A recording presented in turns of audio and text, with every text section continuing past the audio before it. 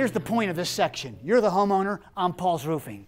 Homeowner, I'll take your money and spend it as you wish. I'm politely suggesting to you, you are a prime candidate for a ridge vent. I know you had box vents. I saw them when I pulled up. I know your neighbors got turbines. I'm staring at them. I'm telling you, you are a candidate for a ridge vent.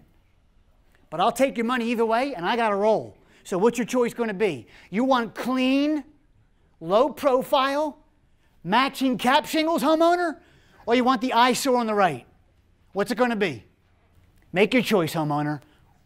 I'm recommending ridge vent for you. I believe you're better served with ridge vent.